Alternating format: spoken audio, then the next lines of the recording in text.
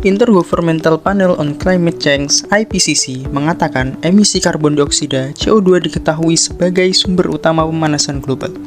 Kemudian IPCC pada tahun 2007 juga memprediksi peningkatan suhu global dan kenaikan permukaan air laut 1,1 derajat menjadi 6,4 derajat dan 16,5 menjadi 53,8 cm pada tahun 2100. Bahan bakar utama kendaraan bermotor adalah bahan bakar fosil seperti minyak bumi yang menghasilkan CO2 yang cukup tinggi. Seperti yang kita tahu, Indonesia adalah salah satu negara yang memiliki polusi udara yang tinggi dan berasal dari kendaraan bermotor. Pengguna kendaraan bermotor di Indonesia telah meningkat dalam kurun waktu 10 tahun terakhir ini. Pertambahan hanya pada sepeda motor saja mencapai 30%. Maka, polusi CO2 yang keluar dari kendaraan bermotor di jalan raya seharusnya dapat disedot langsung sebelum terbang jauh dari udara. Setelah disedot, CO2 tersebut ditampung dan diubah menjadi zat yang tidak berbahaya atau bahkan dapat menjadi zat yang lebih bermanfaat.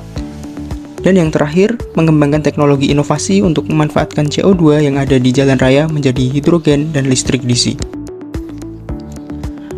Untuk manfaatnya sendiri, hidrogen adalah gas murni yang bersih sehingga dapat digunakan untuk memasak atau jadi bahan bakar mesin.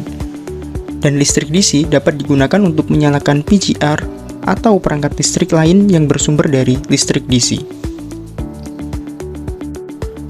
Untuk keunggulan dan originalitasnya, produk inovasi yang akan dikembangkan memiliki nama CocoSox. CocoSox adalah alat pengubah CO2 yang berasal dari kendaraan bermotor di jalan raya menjadi listrik dan hidrogen. Keunggulan inovasi yang akan dikembangkan ini adalah belum adanya pemanfaatan CO2 menjadi zat yang dapat dimanfaatkan dengan baik. Hal ini terjadi untuk mengatasi pengurangan CO2 di Indonesia yang masih berdasarkan peraturan daerah seperti pembatasan kendaraan di jalan raya dengan ganjil genap pada setiap plat kendaraan dan membuat fasilitas kendaraan umum massal lebih banyak.